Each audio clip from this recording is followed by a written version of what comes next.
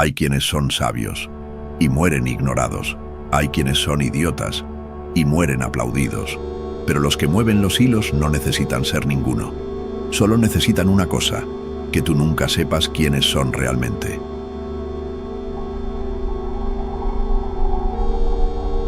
La historia no la escriben los sabios, tampoco los justos, y mucho menos los honestos. La historia tal como la conocemos ha sido tejida por una casta invisible. Los que entendieron que la percepción vale más que la verdad, que la certeza gritada por un idiota puede eclipsar la sabiduría susurrada por un genio, que el mundo no premia al que sabe, sino al que parece saber. Vivimos atrapados en un teatro, un espectáculo de gestos vacíos, de opiniones huecas, de certezas improvisadas, y lo más trágico no es que los tontos hablen, sino que nadie se atreva a hacerles callar, porque el sabio duda, duda por respeto, duda por profundidad, y mientras duda, el idiota conquista territorios. Pero hay otro actor en esta obra, uno que no necesita aplausos, uno que no enseña los dientes, porque ya aprendió a esconder las garras, uno que no compite por tener razón, sino por hacerte creer que la tienes tú, y en ese momento te domina. A este actor lo llamaremos el astuto, el que se esconde detrás de la sonrisa del bufón y el silencio del sabio, el que sin levantar la voz ya lo ha dicho todo, y mientras tú decides quién eres en esta función, él ya ha cobrado la entrada. Nadie se despierta pensando, soy un idiota, y sin embargo, el mundo está plagado de ellos. Pero lo inquietante no es su cantidad, sino su seguridad. El idiota nunca duda, se expresa con confianza, con fuerza, con convicción, habla de todo, tiene respuestas para todo. Te interrumpe con un dato que leyó mal, con una estadística sin contexto, con una frase reciclada de alguien que tampoco sabía de qué hablaba. Y tú dudas, porque has leído más, porque has vivido más, porque sabes que el mundo no se resume en 3 frases y una carcajada. Pero esa duda te hace perder terreno. El idiota ya ganó, y no lo sabe, porque tampoco le interesa saberlo, solo quiere parecer que sabe. Y el mundo moderno, este circo de redes, titulares, opiniones express y celebridades sin talento, premia precisamente eso, la ilusión de saber. ¿Quién tiene tiempo para profundidad? La atención es limitada y el que titubea, desaparece. El mundo no es una meritocracia de inteligencia, es un mercado de seguridad mal calibrada, y en este mercado el tonto confiado es oro puro, porque es útil, porque es ruidoso, y sobre todo, porque cree que está ayudando, pero no lo hace. Lo que hace es ocupar espacio, espacio que podría haber sido silencio, espacio que otros podrían haber usado para pensar, espacio donde la duda podría haber germinado, pero fue pisoteada por un meme, una frase viral, una voz que sonaba segura. Este es el campo de cultivo perfecto para los astutos. Ellos no necesitan gritar, no necesitan tener razón, solo necesitan que el entorno esté lleno de ruido, porque en el ruido nadie distingue al que miente del que simplemente sonríe. El astuto observa, ve cómo los sabios callan por respeto, ve cómo los tontos se elevan por volumen, y entonces, en ese vacío, construye su imperio.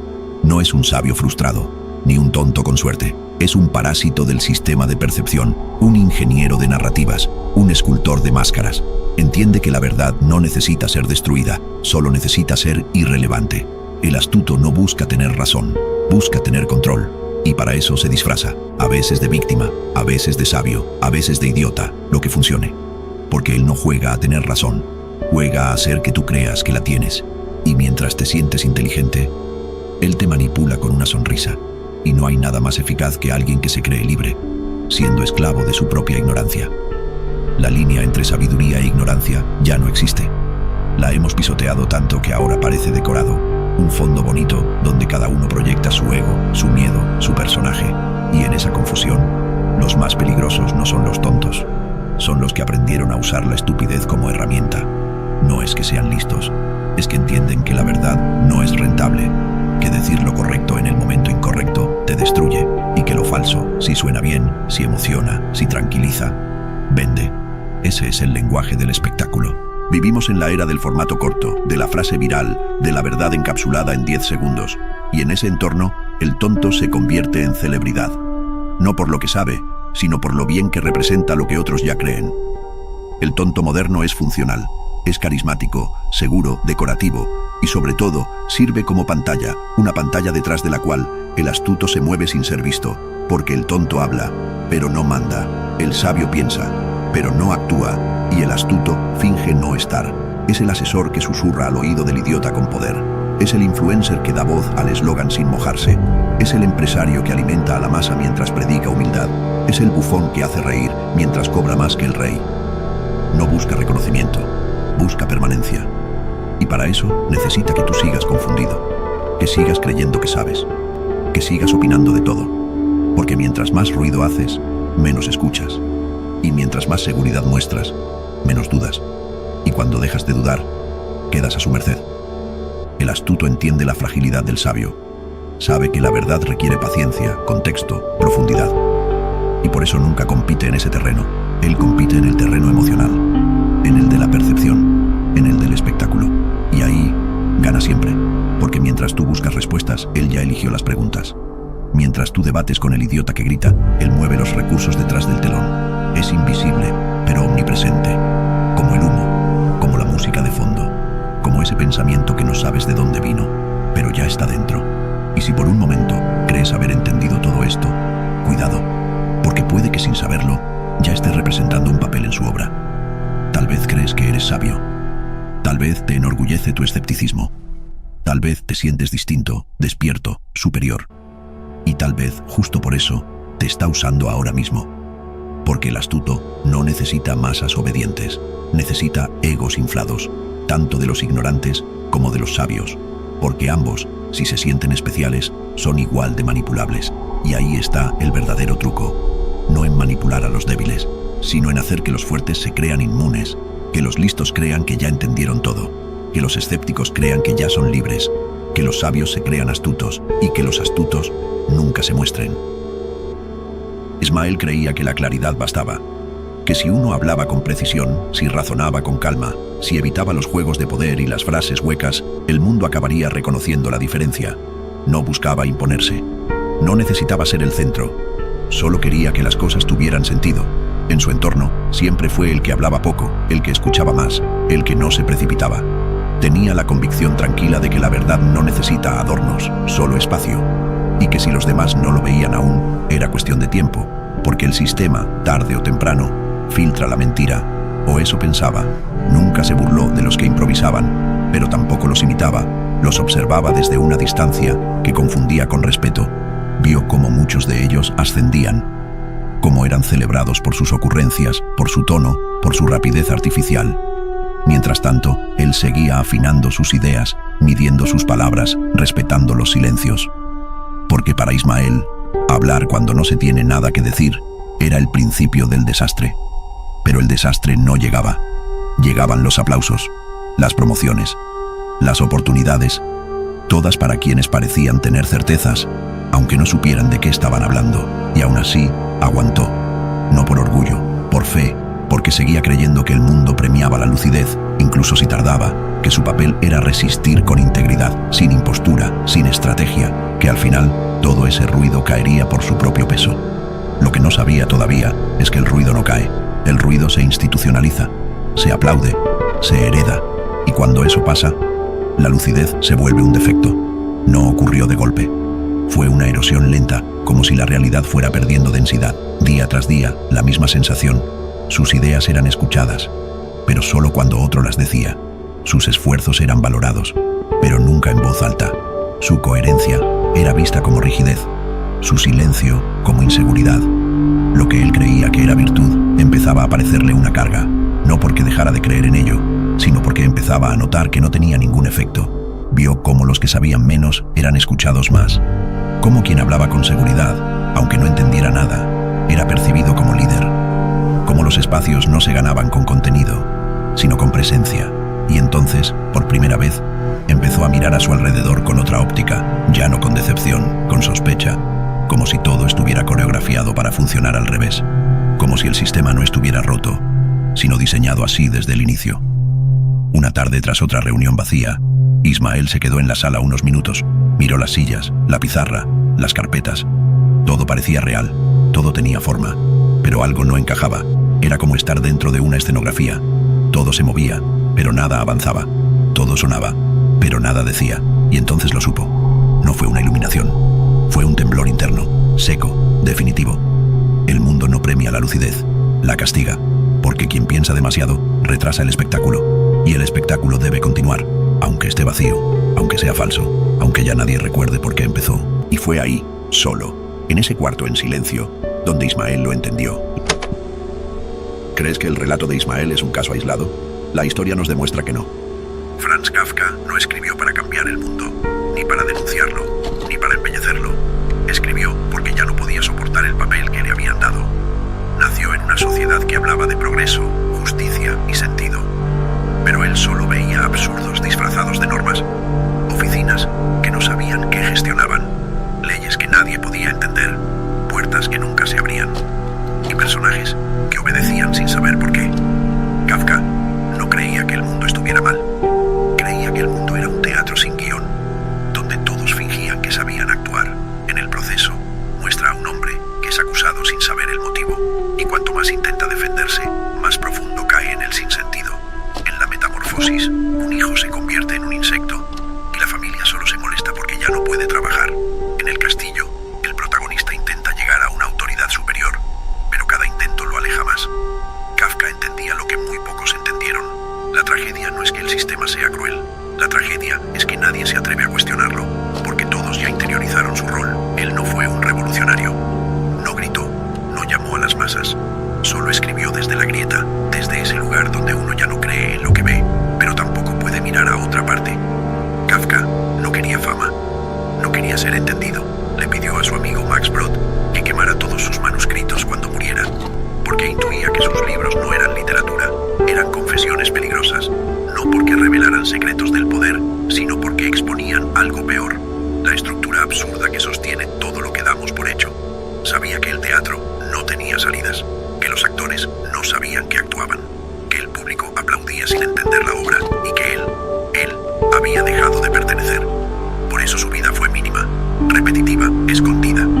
Trabajaba en una oficina de seguros donde veía la burocracia desde dentro y luego volvía a casa a escribir pesadillas que no eran ficción, eran espejos. Sufría físicamente, pesadillas, insomnio, vómitos, tuberculosis, porque su cuerpo ya no podía sostener la contradicción. El mundo le exigía que interpretara su papel: ciudadano, trabajador, hijo, escritor.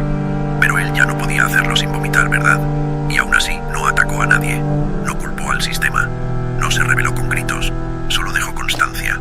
Trazó un mapa para quien tuviera la desgracia de abrir los ojos, un mapa sin salida, porque Kafka no propuso una solución, solo mostró el decorado, el cartón piedra detrás del imperio, el andamio detrás de las certezas, y al hacerlo nos dejó huérfanos de sentido.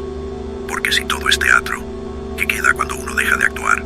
Kafka no fue un sabio ni un loco, fue un testigo, un hombre que no quiso jugar, no supo escapar y no pudo callar. Y por eso lo seguimos leyendo, no para aprender, sino para confirmar, en secreto, que nosotros también lo hemos visto. Vivimos atrapados en una ilusión tan elegante que muy pocos se atreven a desmontarla. Nos han dicho que el conocimiento libera, que la verdad se impone, que el tiempo revela lo auténtico. Pero esas ideas solo funcionan en libros que nadie lee dos veces. En la realidad, lo que se impone no es lo cierto, sino lo que parece cierto. Y en esa distorsión se levanta todo el edificio del mundo moderno. La sociedad no premia la sabiduría, porque la sabiduría es lenta, matizada, incómoda. Premia la seguridad, el gesto firme, el tono claro, aunque lo que se diga sea una estupidez. El sabio duda, y mientras duda, el idiota ya ha dado 3 entrevistas, ha generado una corriente de opinión y ha sido invitado a dirigir algo. El problema no es que los tontos hablen. El problema es que nos hemos adaptado a sus ritmos. Hemos construido una civilización que no necesita inteligencia, sino formato. Que no quiere profundidad, sino repetición. Que no busca comprender, sino reaccionar. Y en ese ecosistema, el sabio es un error de sistema, una anomalía. Si insiste en pensar, se vuelve irrelevante. Si insiste en explicar, se vuelve insoportable. Y si se atreve a advertir, se vuelve peligroso. Porque en un mundo basado en la ilusión, la verdad es la mayor amenaza. Pero no nos engañemos. El sabio no es el único que sufre. El tonto también lo hace, aunque no lo sepa. Porque al no entender, vive con miedo. Miedo al vacío, miedo a ser expuesto, miedo a no controlar nada. Y ese miedo lo lleva a repetir, a imitar, a defender ideas que ni siquiera comprende, solo para sentirse parte de algo. Su voz no nace del conocimiento, nace del pánico, y por eso grita. Y entre uno y otro, aparece el astuto, El único que no sufre, el único que no busca justicia, ni sentido, ni aplauso. Solo busca una cosa: entender el juego y usarlo. No se pelea con el sistema, lo infiltra. No busca tener razón, busca hacer que otros se la den. Su sabiduría no es filosófica, es operativa. Y ahí está su poder, porque no está interesado en el bien, ni en la verdad, ni en la belleza. Está interesado en los efectos, en los resortes mentales, en la mecánica de lo humano. Y cuando aprende a activar esos resortes sin dejar huella, se vuelve intocable. Porque la verdad más oscura no es que los tontos gobiernen, ni que los sabios callen, ni que los astutos manipulen. La verdad más oscura es que no somos uno solo. No hay una división clara. Dentro de ti hay momentos en los que sabes y no haces nada. Momentos en los que no entiendes, pero finges que sí. Y momentos en los que te das cuenta de todo y eliges callar. Porque tú también, aunque no quieras admitirlo, has jugado ese juego. Has sonreído cuando sabías que algo estaba mal. Has repetido algo solo porque sonaba bien. Has cedido en discusiones sabiendo que tenías razón, y no por humildad, sino por estrategia. Y esa es la grieta más inquietante. No hay pureza. Nadie es completamente sabio, ni completamente estúpido, ni completamente astuto. Todos somos fragmentos. Lo que nos diferencia no es lo que somos, sino qué versión de nosotros permitimos que gobierne. Y esa elección no es libre. Está condicionada por el entorno, por el lenguaje, por la velocidad con la que el mundo nos exige respuestas. Nos convertimos en lo que el sistema nos permite ser, y muchas veces eso significa elegir la máscara que menos nos castigue. En un entorno donde la verdad no tiene forma fija, la percepción se vuelve ley, y en esa ley, el astuto ya no es una figura externa. Es una posibilidad interna, una voz que te dice cuándo ocultar, cuándo ceder, cuándo fingir. No para manipular a otros, sino para sobrevivir, porque cuando el entorno premia la ignorancia confiada y castiga la duda sincera, incluso el más sabio debe decidir, o se adapta o desaparece. Y entonces, sin darte cuenta, empiezas a usar la verdad como herramienta, no como principio, a dosificarla, a dirigirla, a convertirla en espectáculo o en silencio, según lo que convenga. Y en ese momento, te has cruzado al otro lado. Ya no eres víctima del sistema, eres parte de él, no porque quieras dominar, sino porque no quieres ser devorado. Tal vez ya no importa si eres sabio, tonto o astuto. Tal vez esas palabras son solo etiquetas para tranquilizarnos, nombres que usamos para dividir lo que, en el fondo, convive en todos nosotros. Porque a veces el sabio se esconde por miedo, a veces el tonto acierta por instinto, y a veces el astuto se engaña creyendo que nunca será alcanzado. No hay un lugar limpio al que pertenecer, no hay una casilla segura, y cuanto más intentas definirte, más evidente se hace que el juego ya te está definiendo a ti. La verdad es que estamos rodeados de ficciones, personajes que actúan sin saber que están actuando, opiniones que suenan firmes, pero no tienen raíces, certezas que se aplauden solo porque nadie tiene tiempo de desmontarlas. Y en medio de todo eso, tú observando, dudando, quizá empezando a sospechar, no de los demás, de ti, de tu rol, de tu lugar dentro de este teatro. Porque si has llegado hasta aquí, si no has huido ante la incomodidad, si no has cerrado este vídeo en el minuto 2, como hacen los que no soportan mirarse por dentro, entonces lo sabes.